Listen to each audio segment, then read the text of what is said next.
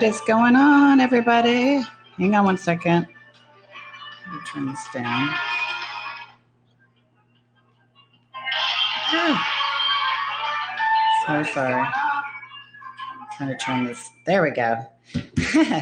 What is going on, everybody? Christine H. Moore here, peer recovery coach, and I'm so excited to be here. I'm all over the place. I'm here on HAPS, which is broadcasting to my YouTube channel, Facebook, and Instagram, and then I've got TikTok over here on this other phone. So I've got an amazing topic to talk about, and it can be a bit of, it ruffles a few feathers with some people, and that's okay. I'm not afraid to talk about it, and it's an important topic. It saves lives, and so maybe some of you are not aware of what harm reduction is. So I really want to talk about it. If you have any questions, any comments, please feel free to put them in the comment section. And yeah, let's dive right in. So if you don't know me, I'm Christine H. Moore, certified peer recovery coach. And let's see, I'm someone with lived experience. I struggled with an addiction to prescription pills for over 15 years. And by the grace of God, I have been in recovery now going strong for 6 years. I never ever thought that I could get one day sober. And it's a miracle that I am here, that I am in recovery, that I have an amazing life now compared to what it used to be like.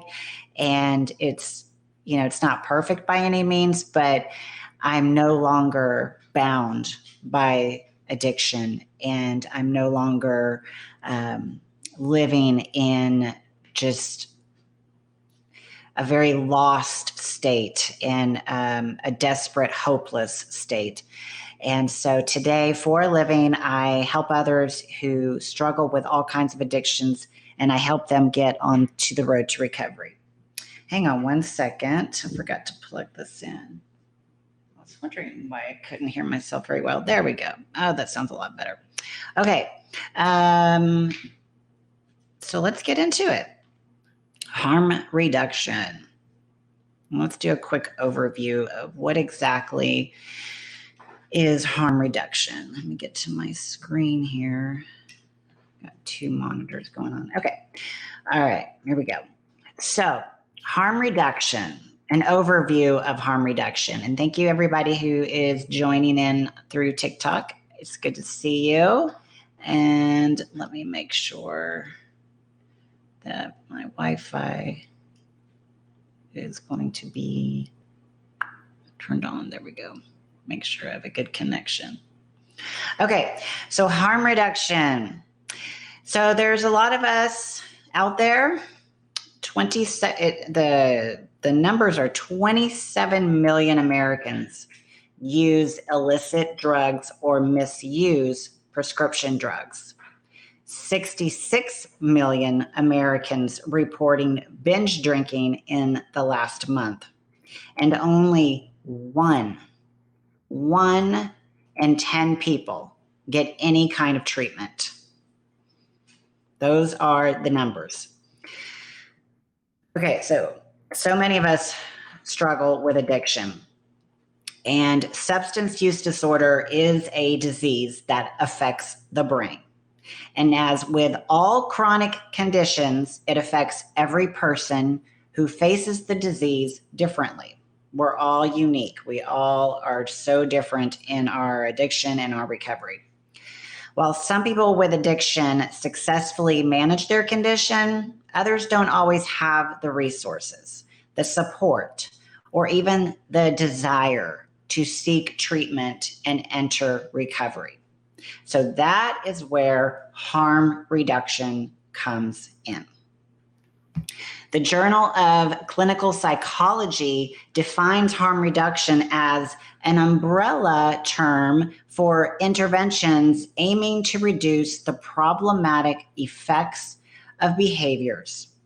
Interventions provide additional tools for clinicians working with clients who, for whatever reason, may not be ready, willing, or able to pursue full abstinence as a goal.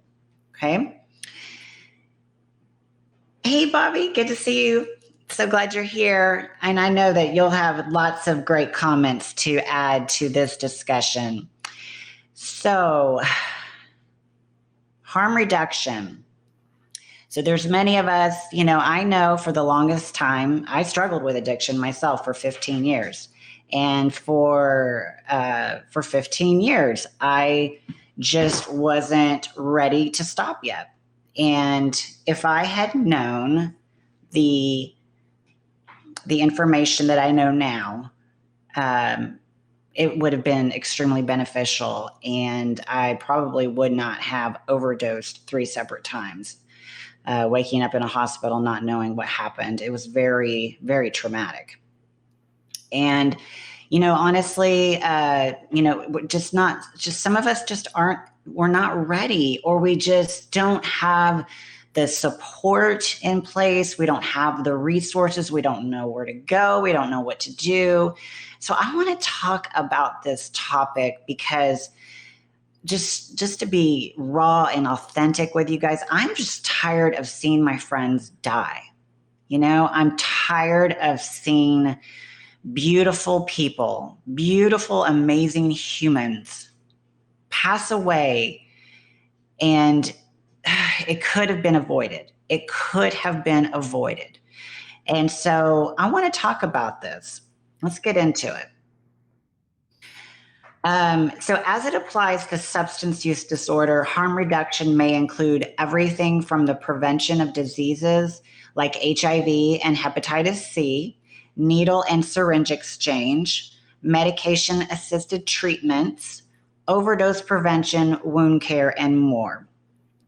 And according to the U.S. Surgeon General's recent report, more than 27 million Americans use illicit drugs or misuse prescription drugs.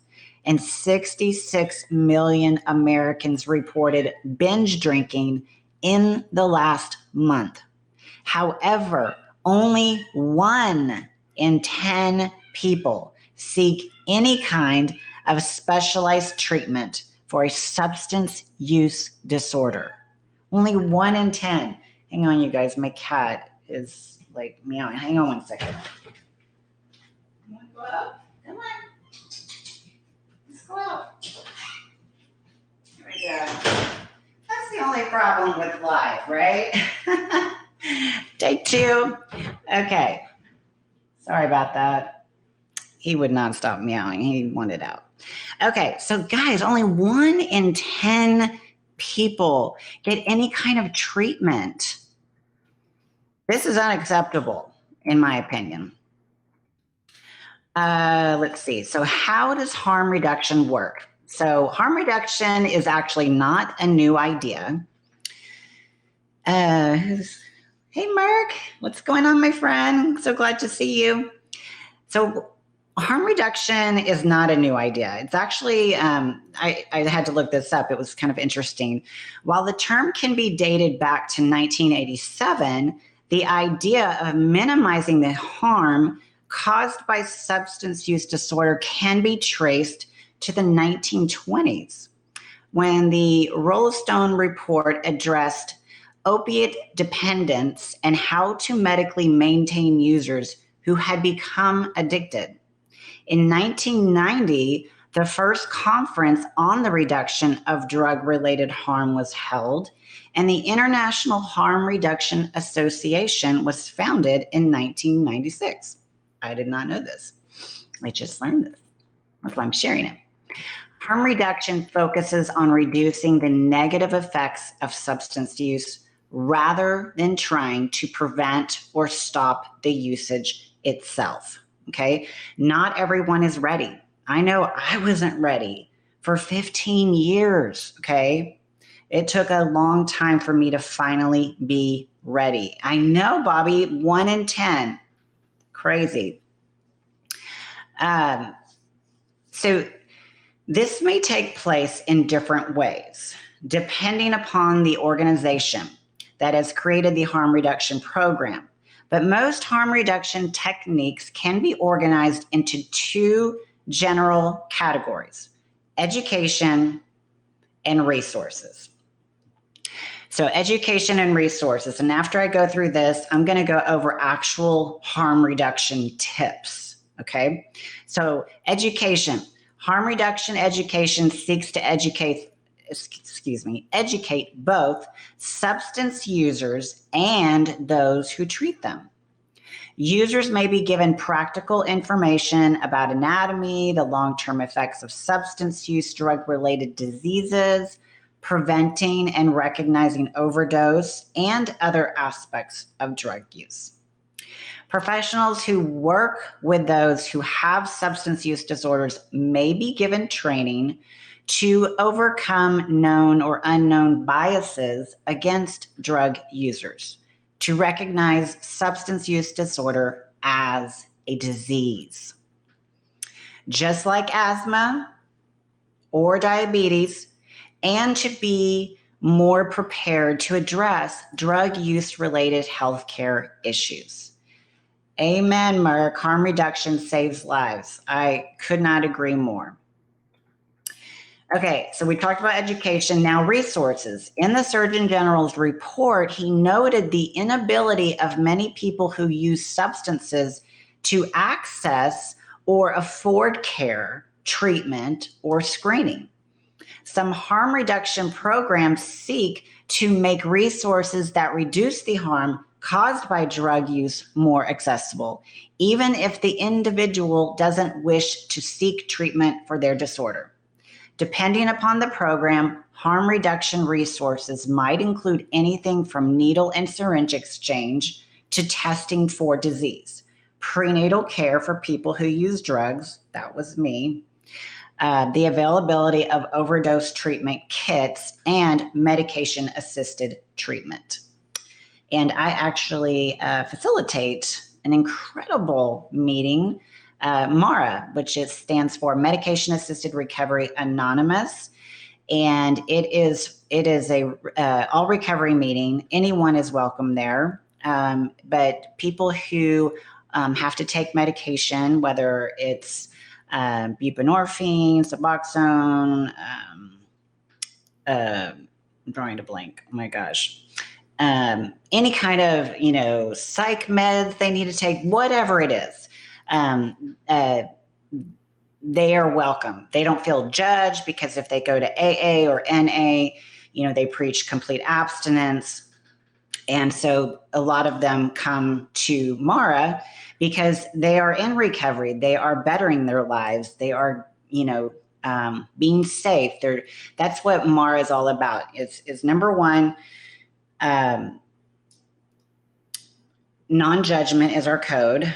And secondly, what was I going to say? I'm getting distracted by the comments. Sorry. Non-judgment is our code, and it's all about trying to live a safe lifestyle. Okay.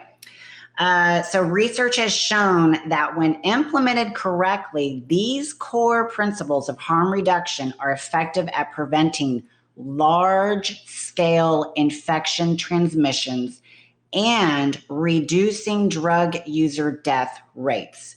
Programs like needle exchanges and medication-assisted treatments also show promising signs of effectiveness in terms of reaching some drug users and encouraging them to take steps toward treatment, right? Harm reduction works to meet those with substance use disorder where they are.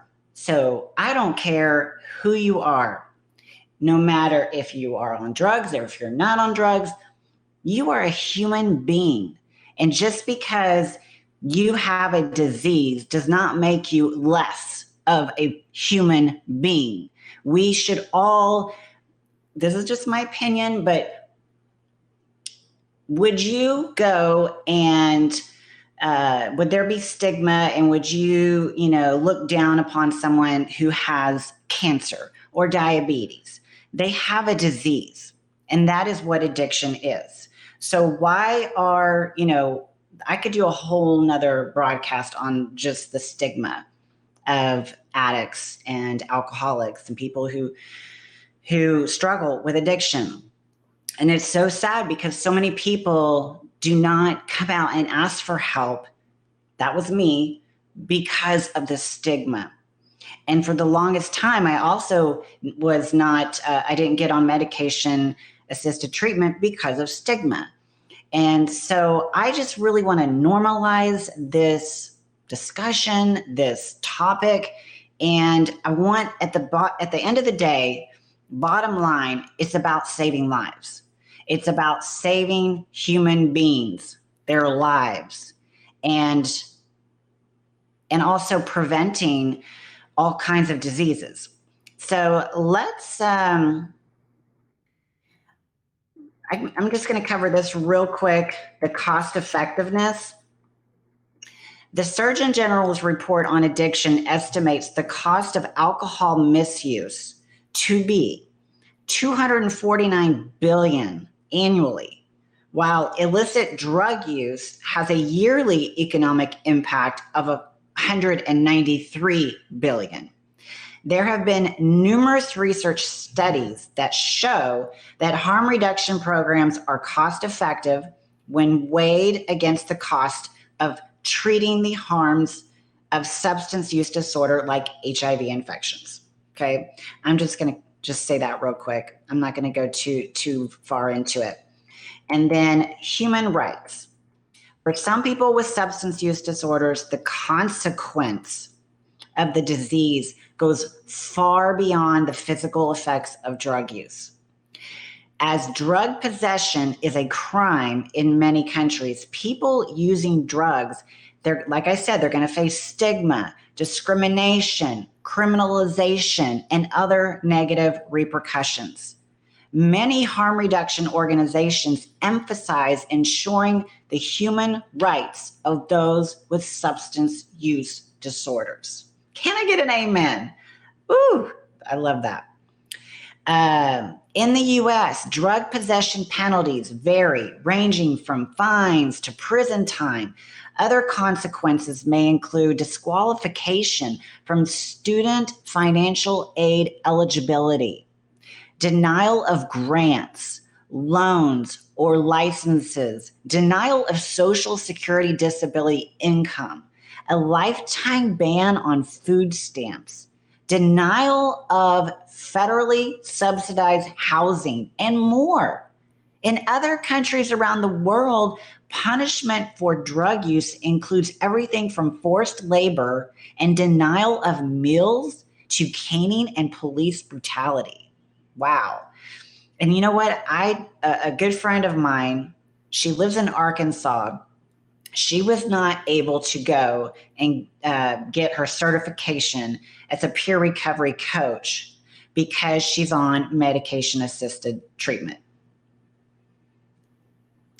She was a major heroin, methamphetamines, IV user, and now she's, taking methadone. That's what I couldn't remember that earlier, but I think she's taking Suboxone. But anyways, now she's got her kid back. Her life is great. She has a job. She's, married.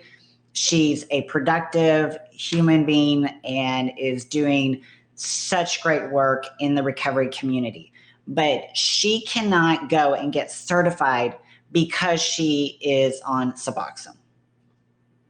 Okay, that's one of the reasons why I'm bringing this up and why I want to talk about it.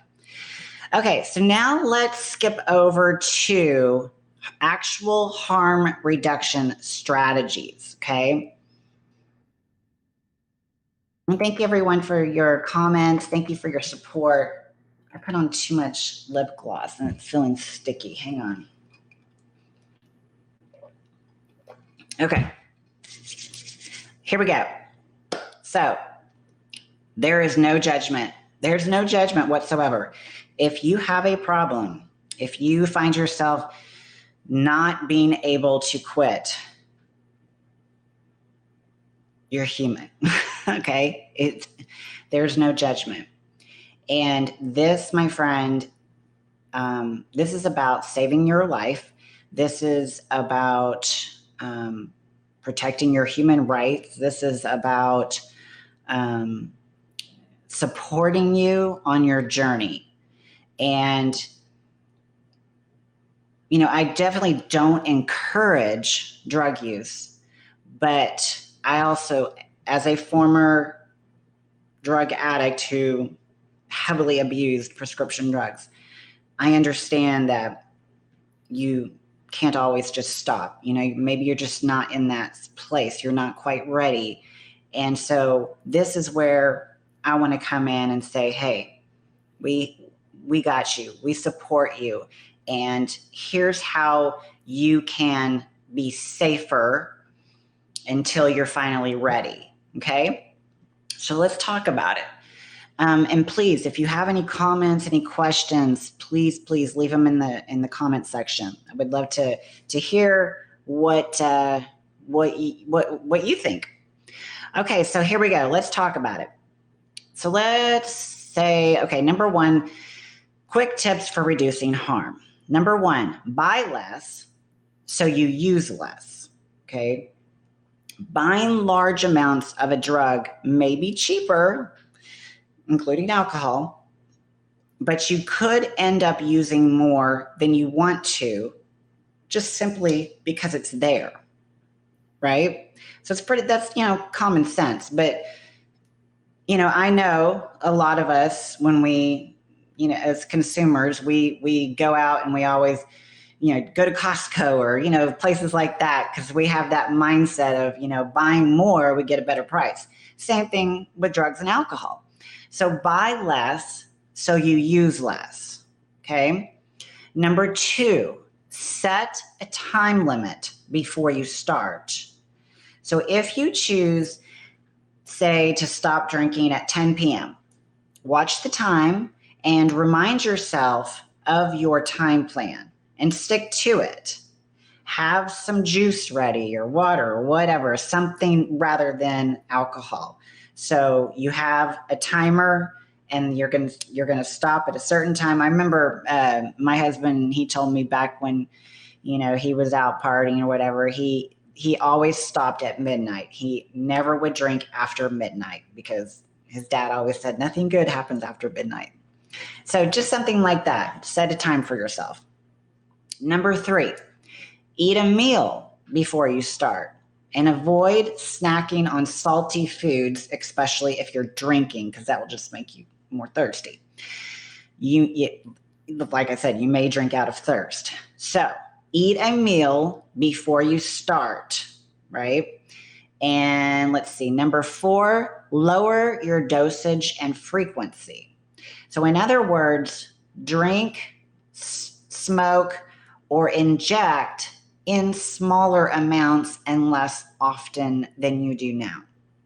When it comes to alcohol, this could mean choosing light beer or other low alcohol beverages, or just alternating drinks with water, soda, something like that. Okay? So buy less so you use less, set a time limit before you start, eat a meal before you start, lower your dosage and frequency. Okay, number five, choose the least harmful method of use. Okay, injecting a drug carries more risk than smoking, snorting, or swallowing it. If you do inject drugs, avoid the neck area. And when it comes to cannabis, using a vaporizer or smoking a joint with a rolled up cardboard filter is safer than using a bong and some pipes. Okay. Next, plan out some drug-free days. The fewer days in a row that you use a drug, the better. If you use the drug every day, try cutting back your use to every other day, and try not using at all for 2 to 3 days. Make sure you have in mind other ways to spend your time and energy so you don't end up sitting around and thinking about how you miss getting buzzed. Okay. So just really try, to minimize as much as possible. Don't do it every day. If you're going to do it, try to go 1 day, 2 days, 3 days before you use again. Okay. Next, use at your own speed and don't feel pressured from others to pick up the pace. That happened for me a lot back when my partying days. My friends, they could just, shot after shot after shot. And oh my gosh, I just couldn't keep up, and I was a lightweight when it came to alcohol. And so I just remember feeling the peer pressure and, oh man, how so many nights of just pure hell and just throwing up all night because of the peer pressure. And I couldn't handle the amount that they were taking. Okay, so use at your own speed. Next, find someone caring and understanding to talk to when you're struggling to stick to your reduced use plan. So kind of like a sponsor, or, you can even, I work with people who are still, in active addiction and they're practicing harm reduction. And they feel comfortable talking to me because I don't judge them, and I can, if they have a plan where they're like, okay, I'm going to reduce to this amount over this period of time, and then I can help hold them accountable without judgment. So find someone caring and understanding, and if you need someone, I'm your girl. Okay, next, or here's the last two. Read self-help books that feature stories about people who have successfully cut down on or quit using a drug. Okay, so Google's your best friend here. Make sure you do your research and check out, ways that you can practice harm reduction strategies. And this one I thought was kind of an interesting one. Put condoms in your pocket before you start using a drug, even if you're not planning to have sex, because what happens, right? You will change your mind, most obviously. But yeah, putting condoms in your pocket because you might have this, I'm not planning on hooking up tonight, but sometimes you drink too much or use too much and opportunity comes along and you change your mind. So just be safe about it, right? Okay, so those are the tips, the harm reduction strategies. Just to go over it one more time real quick. Buy less so you use less.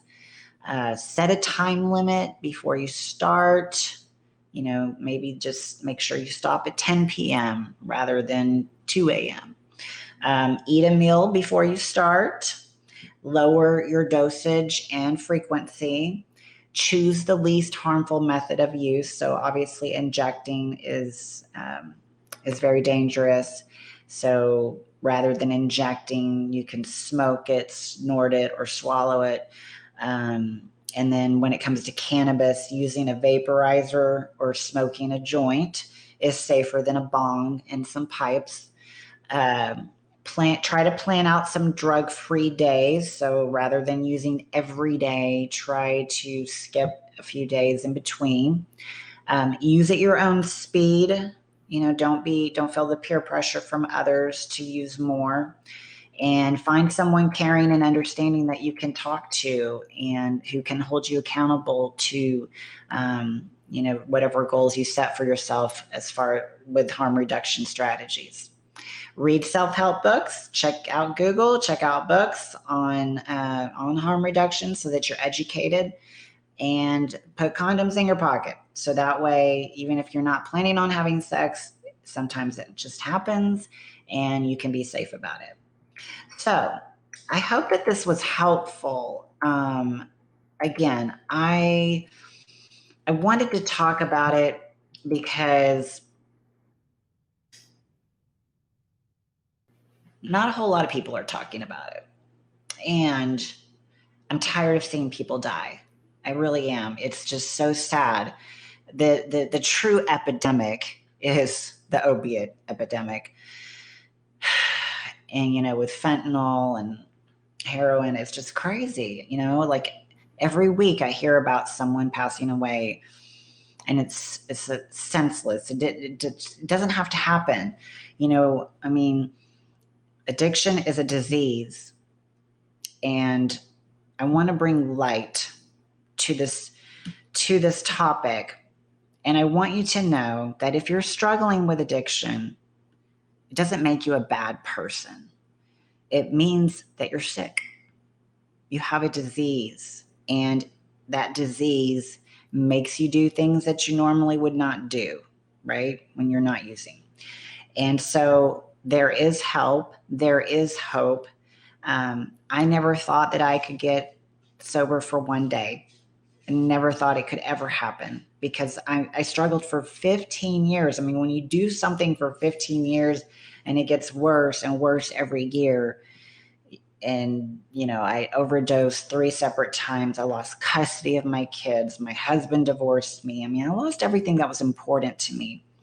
And it finally became painful enough for me to change, to want to really change. I mean, in the past, I would say I want to change, and I would surrender, but then a few days later, I'd go back to old habits.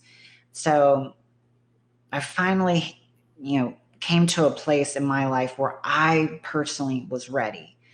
And I also had the resources, the education, and the support in place to finally tackle it head on.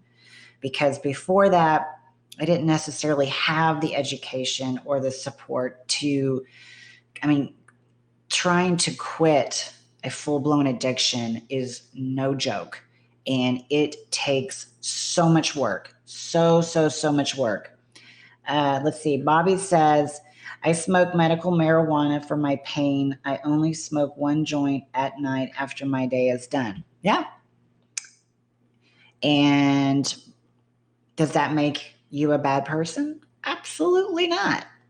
Absolutely not. You have a chronic condition that requires treatment. And so,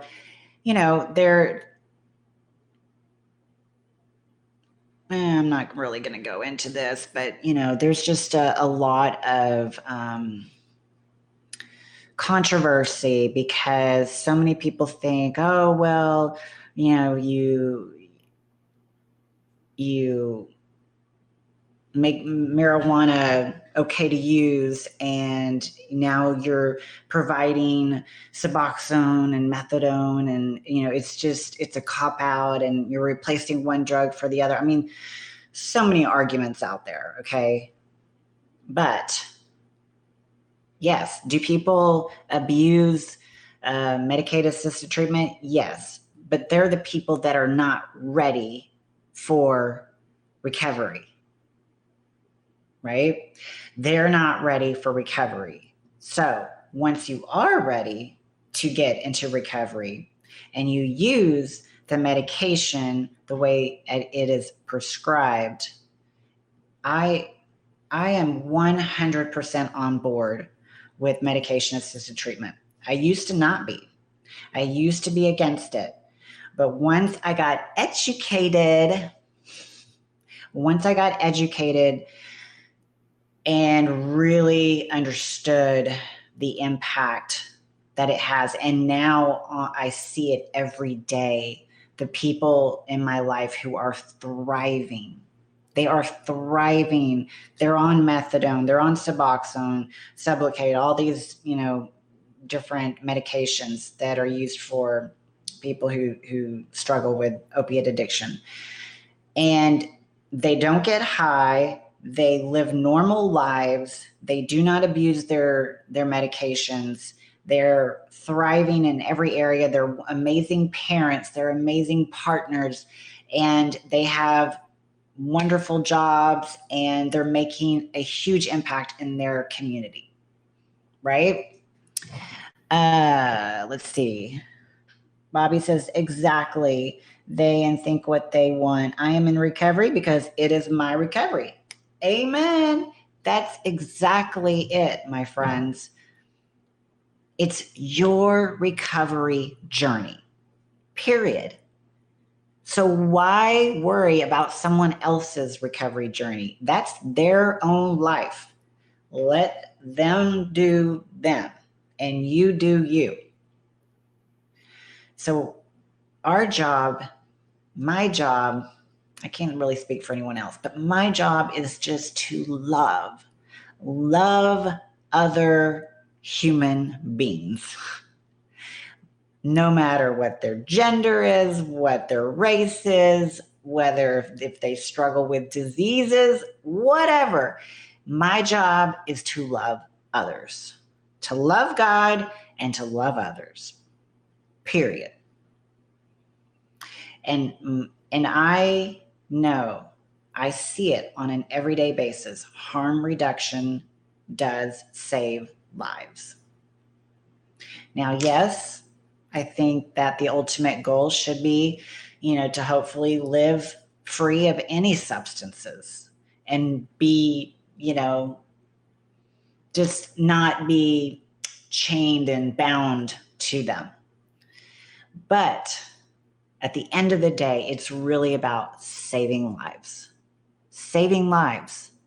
And we're not all in the same place. Some of us are just not ready.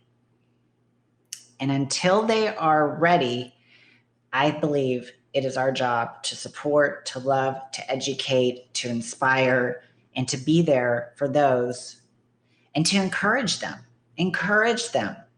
Yeah, hopefully that one day they will be able to completely be off. But you know what? That's not my recovery, it's theirs. And my job, again, is to support their recovery and to love them all the way through it. All right, well, that is all I have for today. Thank you so much for checking this out. Thank you for all the comments. I love you guys. My Mara crew is here supporting me. Thank you so much. And let's see if I missed anything. Love you too, my friend. Love you too. All right. I don't think I missed anything else. You're so welcome, Merck. Thank you for being here, my friend. It's good having you in here. Appreciate it. Oh, I know. Let me ask for a favor. If you liked this, if it brought you value, please give it a like, give it a comment, share it out, because obviously more people will see it if there's more likes, comments, shares because of the algorithm. So I definitely would appreciate it only if you got something from this. Otherwise, just keep scrolling. But I hope that this did bless you. Seriously, I hope it did. And yeah, absolutely. I love being a voice on this topic. I love being a voice for Mara. It's just, I'm so passionate about it, and I see what it's doing for others and how it's saving lives, straight up. So, thank you, Mark. Appreciate it, my friend. All right, my friends, I will see you in the next live, and have a wonderful evening. I will talk to you soon. Oh, let me exit with my outro video that my friend Justin Cap'n Pro did for me. Check it out.